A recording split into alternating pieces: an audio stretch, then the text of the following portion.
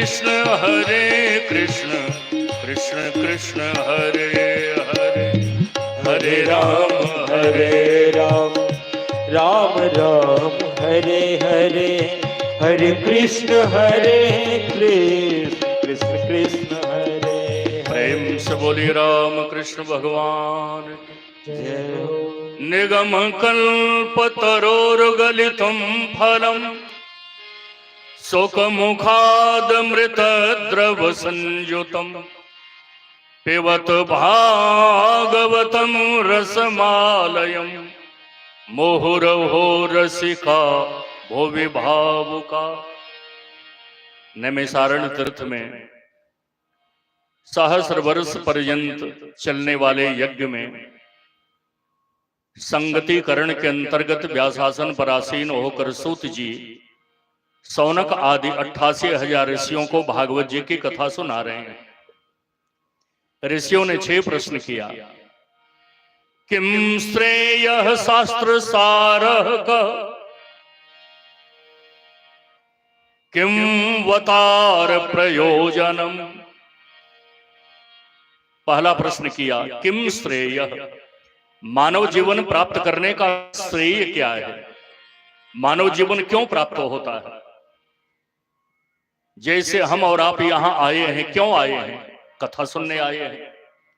तो 84 लाख जोनियों में भ्रमण करने के बाद जो मानव का शरीर मिला है, ये क्यों मिला है, मानव जीवन प्राप्त करने का श्रेय क्या है, किम श्रेय। और दूसरा प्रश्न किया शास्त्र सारः कः, शास्त्र तो बहुत हैं, 4 वेद हैं, 4 उपवेद हैं, 6 शास्त्र हैं, 6 उपशास्त्र हैं, 108 उपनिषद हैं, 18 पुराण हैं, 18 उपपुराण हैं, 100 करोड़ से ज्यादा रामायण है। तो मनुष्य जीवन 100 वर्ष का है कलयुग में। बचपन वैसे ही खेलते खाते बीत जाता है, थोड़े बड़े हुए एडमिशन हो गया, पढ़ने में बीत जाता है, पढ़ करके फिर नौकरी ढूंढने में बीत जाता है, विवाह होता है तो गृहस्थी में फंस करके बीत जाता है, बच्चे पैदा होते हैं तो उनके भविष्य की चिंता करते करते मर जाते हैं। तो कहां समय है कि हम शास्त्र पढ़ें। इतने शास्त्र हैं, इन शास्त्रों का सार क्या है, कृपा करके बताइए। किम श्रेयः शास्त्र सारः कः केवतार प्रयोजनम। भगवान के 24 अवतार हैं, तो भगवान को 24 अवतार लेने का प्रयोजन क्या है। एक ही अवतार ले लेते तो काम नहीं चलता। रामावतार जब ले लिए तो कृष्णावतार लेने की क्या जरूरत थी, और कृष्णावतार जब ले लिया तो बुद्धावतार लेने की क्या जरूरत थी, बुद्धावतार ले लिया तो फिर मत्स्यावतार लेने की क्या जरूरत, मछली बनने की क्या जरूरत थी, कच्छप बनने की क्या जरूरत थी, मोहिनी बनने की क्या जरूरत थी। केवताराश्च, भगवान के कितने अवतार हैं, किंवतार प्रयोजनम। भगवान अवतार लेकर धर्म की रक्षा करते हैं, और भगवान जब अपने लीला का संवरण करके अपने लोक चले जाते हैं, रामावतार लेते हैं तो 11,000 वर्ष तक पृथ्वी पे रहते हैं, कृष्णावतार लेते हैं तो 125 वर्ष तक पृथ्वी पे रहते हैं। धर्म की रक्षा करने के बाद भगवान जब अपने लोक में जाते हैं तो धर्म किसकी शरण में जाता, धर्मः कम शरणम गतः। 6 प्रश्न किया ऋषियों ने। उसी के उत्तर में सुखदेव और परीक्षित का संवाद सुनाते हैं। समिक ऋषि के पुत्र श्रृंगी ऋषि ने साप दिया, इति लंघित मर्यादा, जिसने मर्यादा का उल्लंघन किया मेरे पिता के। छोड़ना नहीं बेटा, बहुत बहुत सुंदर फॉलो करता है इसे। बड़े कुशल संगीत, कम उम्र में संगीत का बड़ा अनुभव है। क्या नाम, रोहित जी और दीपक, बहुत सुंदर, बहुत अच्छा संगीत करते। नैमिषारण्य तीर्थ में ऋषियों के संवाद में सुखदेव और परीक्षित का संवाद हमारे बबलू बाबू ने बताया कि भौतिकवाद युग में भागवत जी की कथा, राम कथा श्रवण करने की उपयोगिता क्या है। इतनी हम कथा सुनते हैं, लेकिन हमारा सुधार क्यों नहीं होता।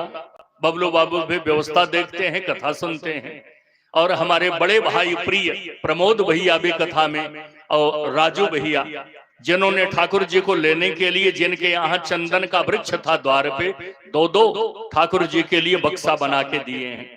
और नित्य प्रति हमारे विक्रम बाबू हैं, उदय बाबू हैं, हमारे मिश्र भैया हैं, सब लोगों का नाम नहीं जानता, डॉक्टर साहब हैं, समय से आ जाते हैं, सुधि श्रोता अशोक बाबू तो बड़ी सेवा करते हैं।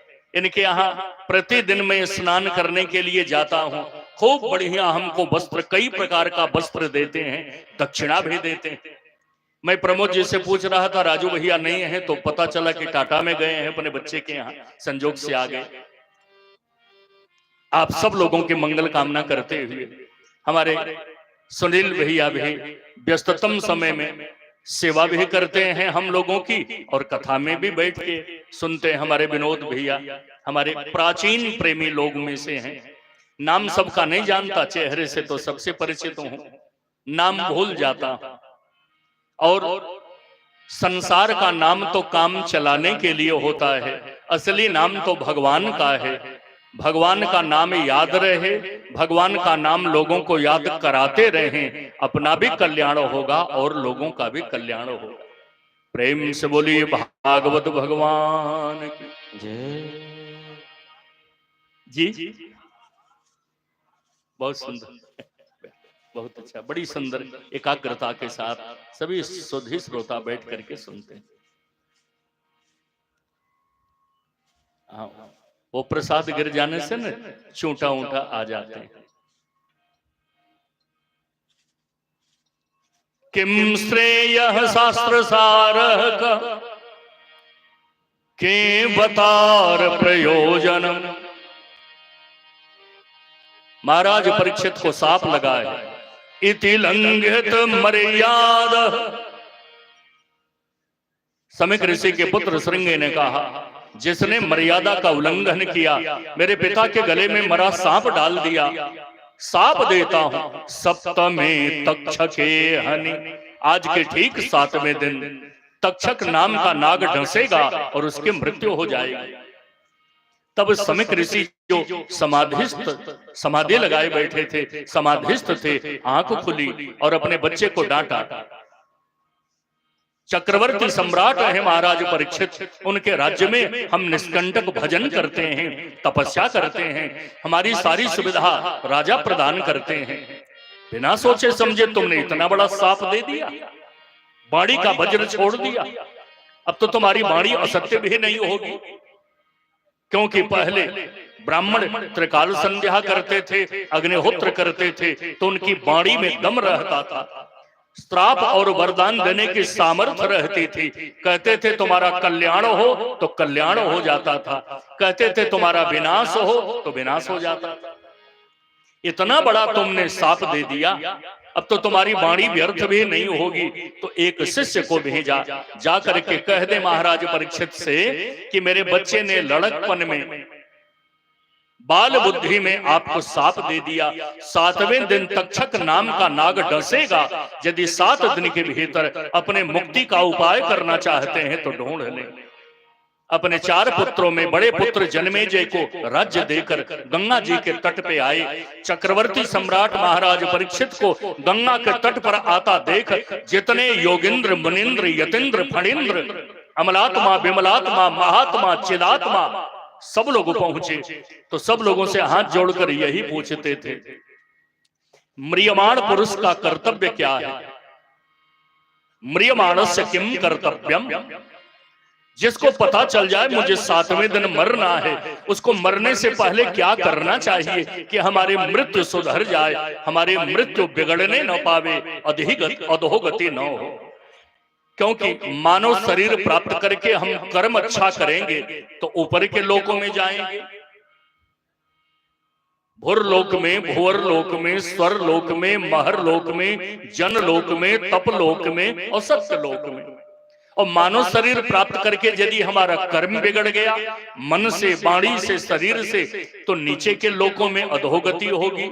अतल, बेतल, सुतल, तलातल, महातल, रसातल, पाताल। तो हमारी अधोगति न हो, उपाय कृपा करके बताइए।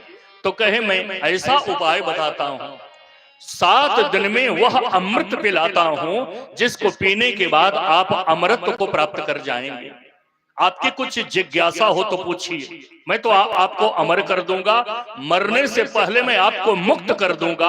और कोई जिज्ञासा हो तो पूछिए। तब महाराज परीक्षित ने कहा, ये जो संसार है, इस संसार को बनाता कौन है? कहा, भगवान बनाते हैं। पूरी कथा स्पर्श करा के भगवान का जन्म करा दूंगा। प्रेम से बोलिए भागवत भगवान। ऐसे मीठा मीठा देते रहे, बहुत सुंदर। प्रेम से बोलिए जगत जननी जगदम्बिका की जय हो। क्या बोल रहा था?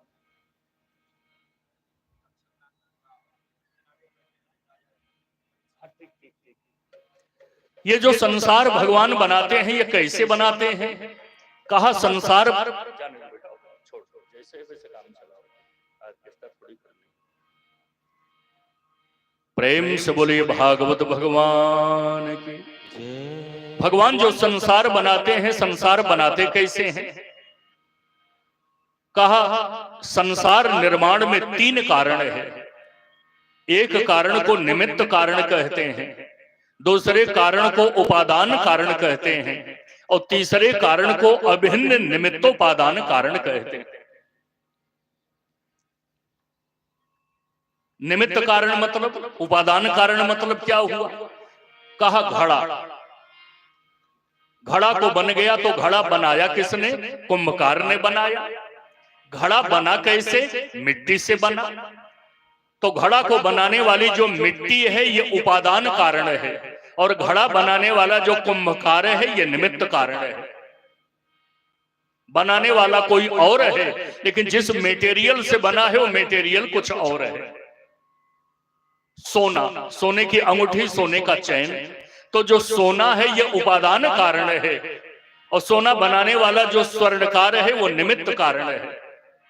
तो 3 प्रकार से संसार बना, निमित्त कारण से, उपादान कारण से, और तीसरा अभिन्न निमित्तोपादान कारण से। अभिन्न निमित्तोपादान क्या है? कहा मटेरियल भी वही देता है और बनाता भी वही है। कैसे? जैसे मकड़ी का जाला, तो मकड़ी जो जाला बनाती है ना, इसके लिए अलग से मटेरियल नहीं लाती, मकड़ी के लार से ही जाला बन जाता है। तो मकड़ी का जाला, इसमें अभिन्न निमित्तोपादान कारण है। अभिन्न निमित्तोपादान के कारण मकड़ी जाला बनाती है। तो भगवान संसार का निर्माण इसी प्रकार से करते हैं। ब्रह्मा जी को संसार बनाने के लिए तो मटेरियल चाहिए, मानव का शरीर। बंद नहीं करना, थोड़ा सा और तेज कर दीजिए, हल्का।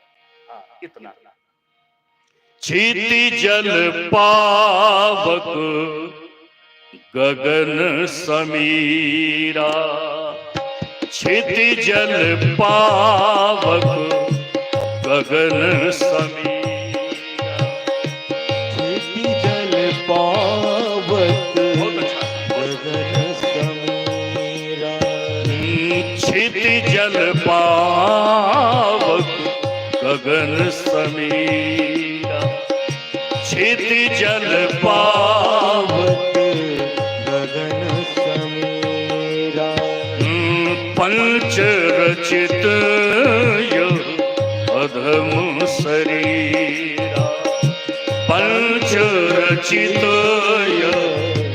अधम शरीरा, सोई पावन सोई सुभग शरीरा, सोई पावन सोई सुमत शरीरा, जो छल छाड़ी भजै रघुबीरा, जो छल छाड़ी भज रघुवीरा, देह धरे कर यह फल भाई देह धरे कर, यह फल भाई भजिय राम सब काम बिहाई, भजिय राम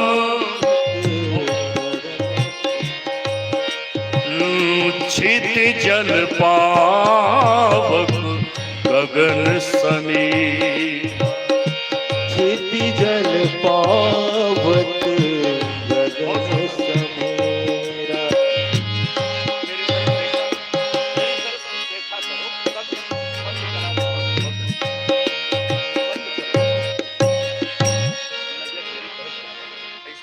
बहुत सुंदर। प्रेम से बोलिए भक्त और भगवान की जय हो, भागवत भगवान की। जय तो परमात्मा संसार का निर्माण करने में अभिन्न निमित्तोपादान कारण है। उनकी इच्छा शक्ति से ही सारे मटेरियल पैदा हो जाते हैं, उनकी इच्छा शक्ति से ही संसार का निर्माण हो जाता है। तो संसार निर्माण में तीन कारण, निमित्त कारण, उपादान कारण और अभिन्न निमित्तोपादान कारण। बहुत सुंदर, एक पॉइंट कम केवल, हाँ बहुत अच्छा, बहुत नीचे भी है, बहुत ऊपर, आवाज से 18 हमारी आवाज। अच्छा, मानव जीवन प्राप्त करके करना क्या चाहिए? कहा भगवान की उपासना करनी चाहिए। उपासना क्यों? मानव जीवन भगवान की उपासना के लिए ही मिला है। उपासना का अर्थ क्या हुआ? उप यानी समीप, आसना माने स्थित होना। भगवान के समीप होने को ही उपासना कहते हैं। उपासना घर में भी कर सकते हैं, मंदिर में भी कर सकते हैं, वन में भी कर सकते हैं। जैसे हम अपने घर में बैठे हैं लेकिन याद मन से भगवान को कर रहे हैं तो हम उपासना कर रहे हैं। मंदिर में बैठने के बाद भी हम याद घर को कर रहे हैं तो उपासना नहीं कर रहे हैं। जहां रहे भगवान का स्मरण बना रहे, भगवान की स्मृति बनी रहे, इसी को उपासना कहते हैं। भगवान के समीप बैठने का नाम है उपासना। किसकी उपासना करें? कहा जैसी कामना हो कामना के अनुसार उपासना करें। मोबाइल में स्केल रखता हूं, भैया भी बड़ा सुंदर देते हैं। किसी का फोन आ जाता है तो कट जाता है, बहुत सुंदर। मानव शरीर मिला है उपासना करने के लिए। और किसकी उपासना करें? कहा हमारी जैसी कामना हो, हमारी जैसी इच्छा हो, उसी के अनुसार उपासना करनी चाहिए। यदि हमको ऊंचा पद चाहिए, मुखिया से प्रमुख बनना चाहते हैं, प्रमुख से मेयर बनना चाहते हैं, मेयर से विधायक बनना चाहते हैं, विधायक से सांसद बनना चाहते हैं, सांसद से मंत्री बनना चाहते हैं, प्यून से बड़ा बाबू बनना चाहते हैं, बड़ा बाबू से चीफ इंजीनियर बनना चाहते हैं, मास्टर से हेड मास्टर बनना चाहते हैं, हेड मास्टर से और कॉलेज में उत्तरोत्तर पद प्राप्ति के लिए हमें मनुओं की उपासना करनी चाहिए। भागवत जी में बताया गया। बहुत सुंदर, बहुत अच्छा। किसान को अपने घर में अन्न की कमी न हो, अन्नपूर्णा बराबर भरी रहे, तो उन लोगों को देव माता अदिति की उपासना करनी चाहिए। कहा जो व्यक्ति शक्तिहीन है, स्त्रीहीन है, उसे गंधर्वों की उपासना करनी चाहिए। जिस व्यक्ति को तेज चाहिए उसे अग्नि की उपासना करनी चाहिए। जिस व्यक्ति को रूप चाहिए, सौंदर्य चाहिए, अपने वाणी का, अपने व्यवहार का, अपने आचरण का, इसमें सुंदरता आ जाए, जिससे लोग आकृष्ट हो जाएं, उसे गंधर्वों की उपासना करनी चाहिए। जिस गृहस्थ के घर में कलह रहता है, पति पत्नी में झगड़ा झंझट, बाप बेटा में झगड़ा झंझट, भाई भाई में विवाद, उन लोगों को माता पार्वती की उपासना करनी चाहिए शिव जी के साथ।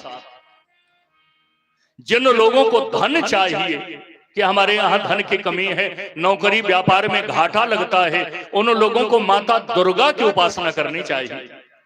धन प्राप्ति के लिए लक्ष्मी की उपासना नहीं, भागवत जी में बताया देवी दुर्गा की। और दुर्गा के जितने उपासक हैं धन से बड़ा मजबूत रहते। प्रेम से बोलिए दुर्गा महारानी की जय हो। दुर्गति नासिनी दुर्गा जय जय। दुर्गति नासिनी दुर्गा जय जय। दुर्गति नासिनी दुर्गा जय जय। काल विनाशिनी काली जय जय। काल विनाशिनी काली जय जय। उमा रमा ब्रह्मानी जय जय। उमा रमा ब्रह्मानी जय जय। दुर्गति नासिनी दुर्गा जय जय। दुर्गति नासिनी दुर्गा जय जय। काल विनाशिनी काली जय जय। काल विनाशिनी काली जय जय। उमा रमा ब्रह्मानी जय जय। उमा रमा ब्रह्मानी जय जय। भारत माँ तेरी जय जय जय जय। भारत माँ तेरी जय जय। दुर्गति नासिनी दुर्गा जय जय। दुर्गति नासिनी दुर्गा जय। प्रेम से बोलिए दुर्गा महारानी की। और दुर्गा माता का स्मरण करते हैं। पूज्य गुरुदेव श्री नागा बाबा जी महाराज का स्मरण हुआ था। दुर्गा के ही अवतार थे। यही रहे। दुर्गा महारानी का स्मरण करते हुए और पूज्य नागा बाबा जी महाराज के यहाँ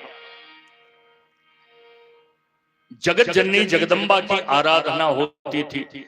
चारों नवरात्रि में, दो गुप्त नवरात्रि में और चैत्र वाली हम लोगों का जो नव संवत्सर है, इसमें आश्विन नवरात्रि में हजारों आश्रम में अखंड दीप जलता था।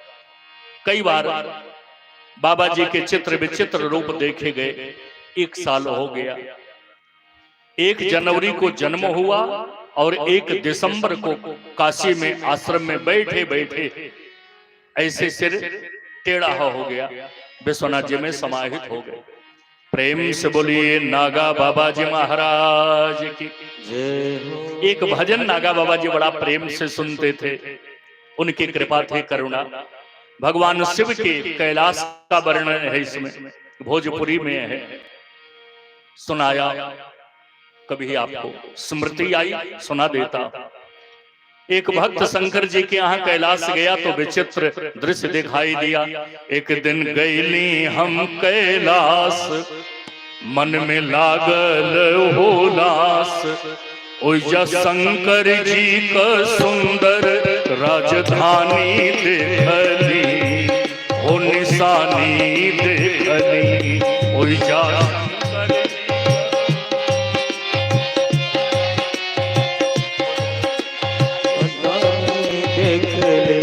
ओइजा शंकर जी का सुंदर राजधानी देखली, हो निशानी देखली। ओइजा शंकर जी सुंदर राजधानी देखले, ऐसा सुंदर देखले। एक दिन गईली हम कैलाश, मन में लागल होलास। एक दिन गईली हम कैलाश, मन में लागल ओइजा शंकर जी का सुंदर राजधानी देखली। और सुशील भैया इको ज्यादा डाल देते हैं, रहने दीजिए। इको काहे डालते हैं भजन में, वैसे ही साफ सुनाई देता है। बड़ा सुंदर ऑपरेटिंग करते हैं सुशील भैया, और भजन में इको ज्यादा बढ़ा देते हैं। सामान्य जैसे बोल रहा था वैसे कीजिए ना, शब्द साफ सुनाई दे। ओइजा शंकर जी का सुंदर राजधानी देखली हो निशानी देखली ओइजा शंकर जी का राजधानी देखले एक सुंदर देखले। क्या क्या देखे का शंकर जी की सेवा में भूत प्रेत ही सब थे। भूत आंगना बहारे भूत आंगना बाहरी भूत बर्तन के खंहारे भूत बर्तन के खंगारे भूत आंगना बहारे भूत बर्तन के खंहारे भूत आंगना बाहरी भूत बर्तन के खंगारे भूत आंगना बहारे भूत बर्तन के खंहारे भूत आंगना बहारे भूत बर्तन के खंगारे। एगो भूत वे के भरत हम पानी देखली हो निशानी देखली एगो भूत वे हम पानी देखली हो निशानी देखली एगो भूत वे के भरत हम पानी देखली हो निशानी देख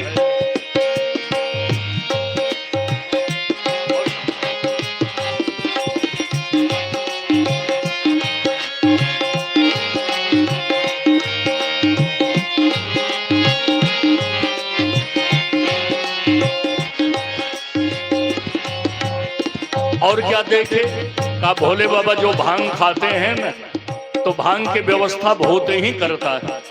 किसी को बुलाना हो तो भूत ही जाके बुलाता है। भूत भांग के जुटावे भूत भूते के बोलावे भूत भांग के जुटावे भूत भूते के बनावे भूत भांग के जुटावे भूत भूते के बोलावे भूत भांग के जुटावे भूत भूते के बुलावे। एगो भूत वे के गोतत हम सानी देखली हो निशानी देखली एगो भूत वे के गोतत हम सानी देखली हो निशानी देखली।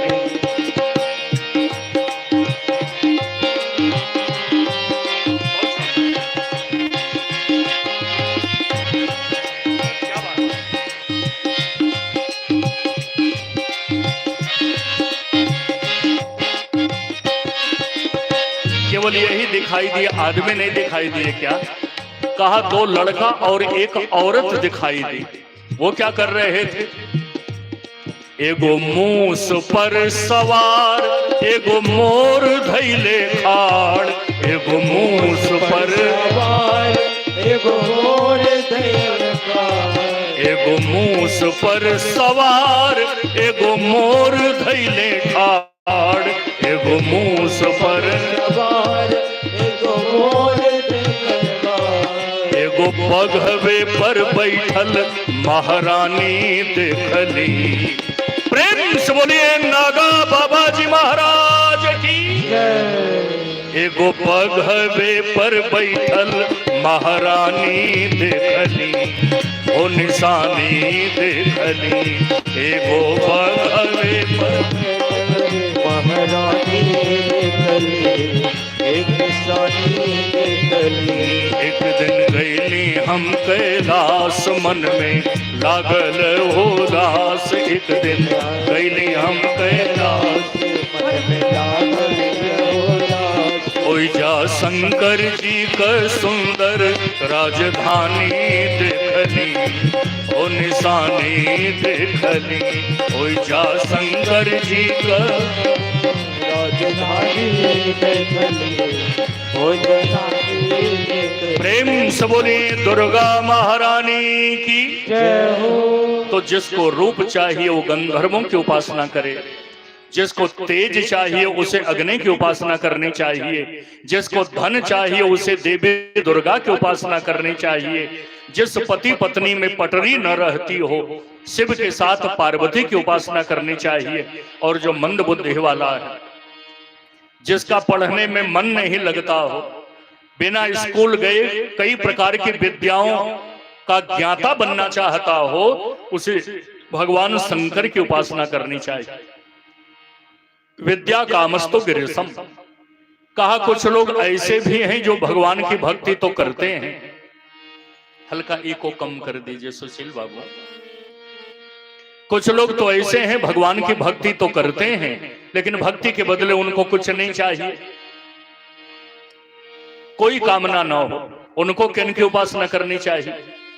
कहा कुछ नहीं चाहिए या सब कुछ चाहिए, उसे एक की उपासना करनी चाहिए। किसकी? अकामः सर्व कामो वा मोक्ष काम उदारधि तीव्रेण भक्ति योगेन यजेत पुरुषं परम। अकामः, कोई कामना नहीं है, या सर्व कामो वा, सभी प्रकार की कामनाएं हैं, मोक्ष तक की प्राप्ति की कामना है। मोक्ष काम उदारधि तीव्रेण भक्ति योगेन यजेत पुरुषं परम। उसे भगवान श्रीमन नारायण की उपासना करनी चाहिए। प्रेम से बोलिए श्री लक्ष्मी नारायण भगवान की जय हो। पुनः सृष्टि क्रम का वर्णन किया। मन से सृष्टि का लोप हो गया, पहले मन से ही सृष्टि होती थी। मन से सृष्टि का जब लोप हुआ तो मैथुनी सृष्टि का आरंभ हुआ। भगवान ने ब्रह्मा जी से कहा, ब्रह्मा जी सृष्टि करो। तो ब्रह्मा जी के चिंतन में उनके शरीर के दो भाग हो गए। अपने अंगों से ऋषियों को पैदा किया, छाया से करदम ऋषि को पैदा किया, मन से नारद को पैदा किया, गोद से दक्ष को पैदा किया। ऐसे 10 ऋषियों को जन्म दिया। मन से सृष्टि का लोप हुआ तो मैथुन सृष्टि भगवान की आज्ञा से।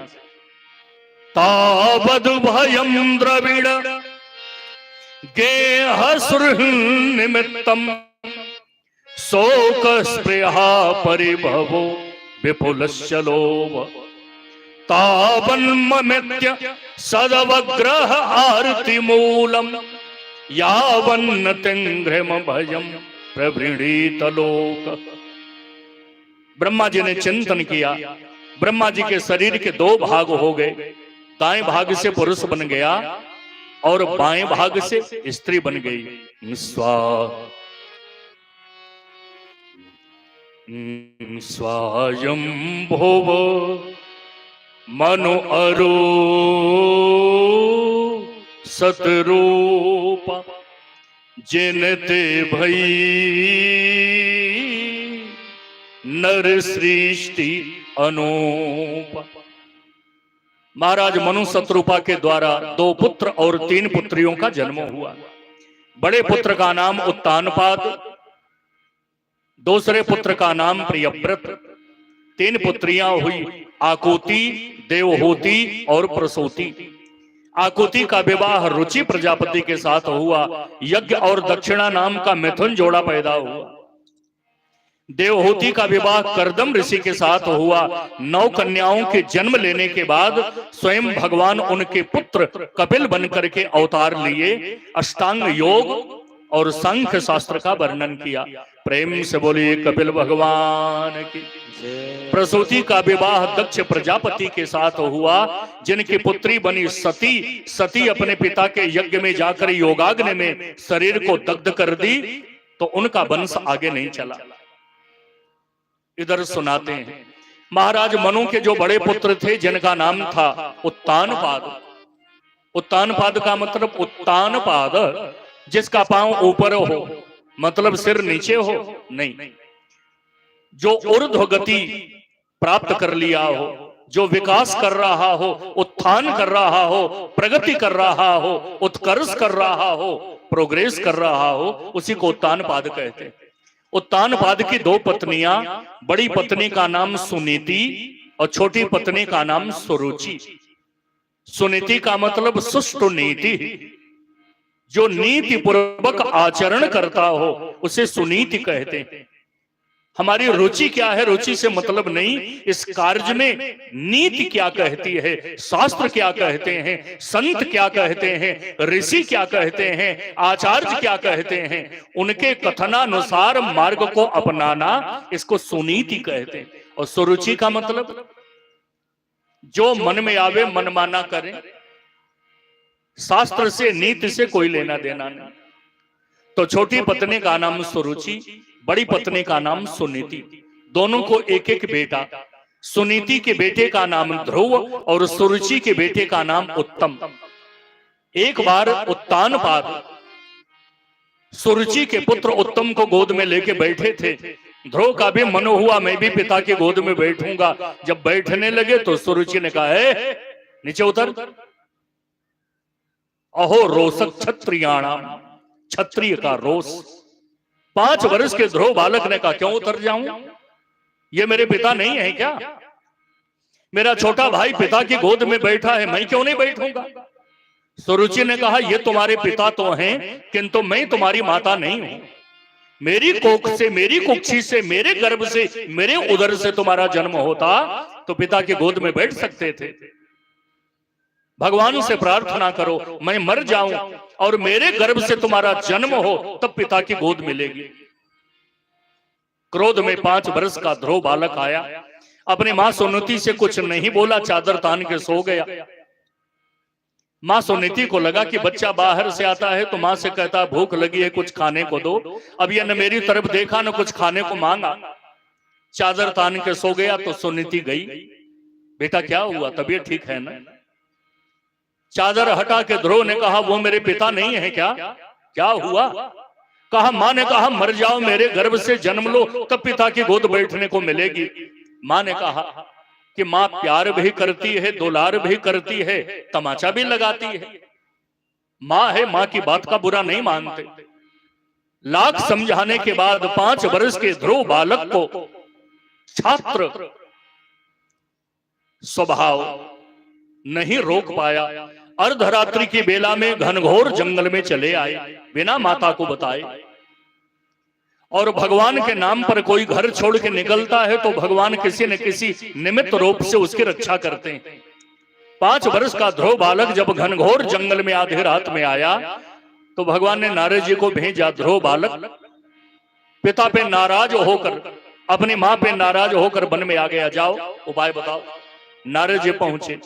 नारद जी को देख करके ध्रुव ने कहा, ए बाबा जी बीणा बजाते रहते हो, आपके बीणा पे केवल एक ही नाम श्रीमन नारायण नारायण, और ये ऐसा नाम है यदि रोज सुबह और शाम को 5-5 मिनट गाया जाए तो शरीर छूटने के बाद उसे वैकुंठ लोक की ही प्राप्ति होती है। क्योंकि नारायण के ही अवतार श्री राम हैं, श्री कृष्ण भगवान श्रीमन नारायण के ही 24 अवतार होते हैं। माता लक्ष्मी की ही अवतार माता सीता, रुक्मिणी आदि शक्तियां हैं। तो कम से कम इसको जरूर भाव से कीर्तन करना चाहिए। कलयुग में कली केशव कीर्तनाथ, कलयुग में जितना उपाय है करें, यज्ञ करें, जप करें, तप करें, ये सब सारा सत्कर्म शून्य के बराबर है, 0 के बराबर। एक नहीं 100 शून्य हो, लेकिन उसके साथ यदि अंक न मिला हो तो शून्य का कोई मतलब नहीं है। एक ही शून्य हो और उसके साथ अंक लगा हो तो 10 का मान रखता है। शून्य के बाईं तरफ 1 लिखेंगे तो 10 होगा, शून्य बढ़ाएंगे तो 10 गुना होता जाएगा। 1 शून्य और बढ़ा देंगे तो 100 हो जाएगा, 1 शून्य और बढ़ा देंगे तो 1000 हो जाएगा, 1 शून्य और बढ़ा देंगे 10,000 हो जाएगा। तो जितने सत्कर्म हैं वो सब शून्य के समान हैं, और जो भगवान का नाम है ये अंक के समान है। सत्कर्म करते हुए भगवान के नाम को नहीं भूलना चाहिए, भगवान का नाम जरूर जपना चाहिए, वाणी से या मन से गाइए। ध्रुव बालक ने कहा कि बाबा जी बीणा पर एक ही नाम का धुन बजता है, एक ही नाम आप गाते हो, श्रीमन नारायण नारायण नारायण, श्रीमन नारायण नारायण नारायण। प्रेम से सब लोग आइए, हमारी माताएं भी बच्चियां भी। श्रीमन नारायण नारायण नारायण श्रीमन नारायण नारायण नारायण लक्ष्मी नारायण नारायण नारायण लक्ष्मी नारायण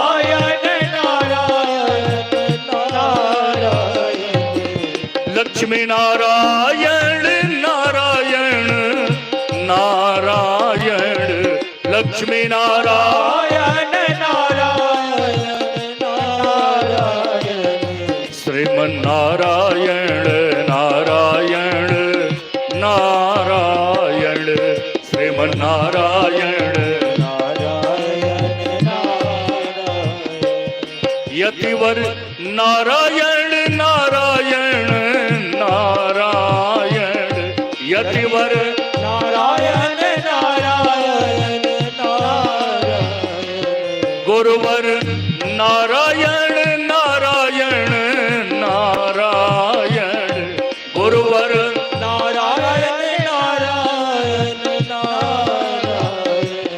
स्वामी जी नारायण नारायण नारायण स्वामी जी नारायण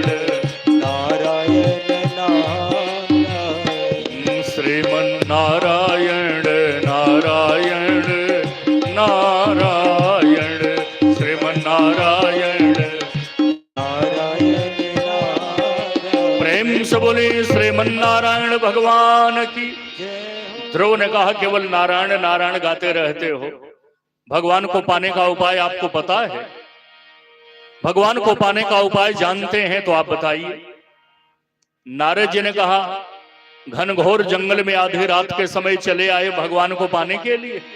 भगवान तो बाद में मिलेंगे, पहले शेर चीता भालू मिल जाएंगे, तुमको गटक जाएंगे, चुपचाप जाओ।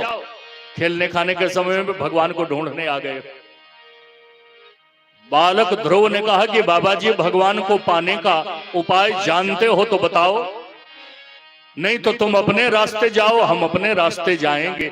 भगवान को पाने के लिए घर छोड़े हैं तो भगवान को पाके ही जाएंगे। ध्रुव जी ने जब ये कहा तो नारद जी अनन्य निष्ठा देखकर नारायण मंत्र दिए। ओम वही रहे, सुर नहीं बदले। ओम नमो भगवते वासुदेवाय। इस मंत्र को ध्रुव जी जपने लगे फलाहार करके। आज फलाहार किया तो 3 दिन तक फलाहार नहीं किया, इसी मंत्र का जप किया। 1 महीना तक चला।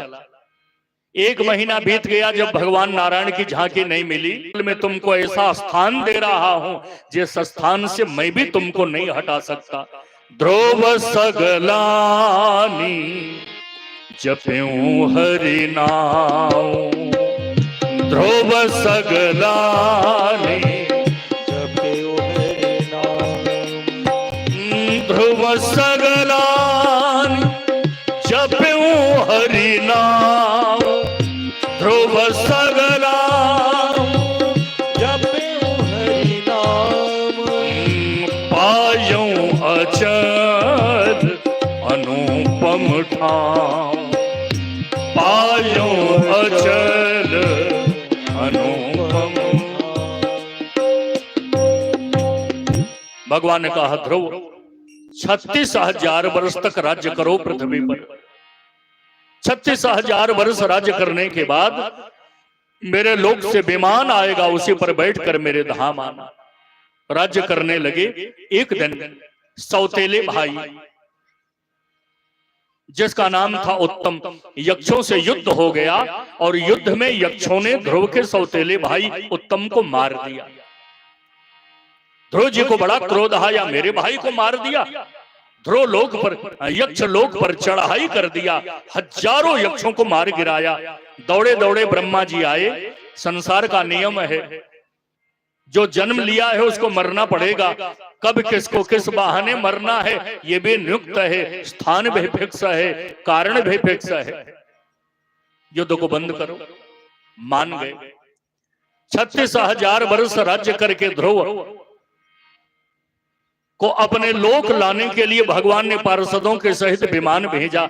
ध्रुव जी विमान पर बैठने लगे तो पीछे से आवाज आई, ए ध्रुव रुको। ध्रुव जी ने पीछे मुड़ के देखा तो एक काला कलूटा व्यक्ति लंबा चौड़ा। पूछे, कस्तम कौन हो तुम? कहा, मैं मृत्यु देवता हूं, ये मृत्यु लोक है, इस लोक का देवता मैं। इस मृत्यु लोक में आने के बाद बिना मुझसे मिले कोई ऊपर के लोक में नहीं जाता। ध्रुव जी ने कहा, मुझे तुम्हारी जरूरत थी, भगवान ने विमान भेजा है तो विमान पर बैठने के लिए मुझे पायदान चाहिए, पांव रख कर विमान पर बैठूं। तो मृत्यु देवता तुम अपना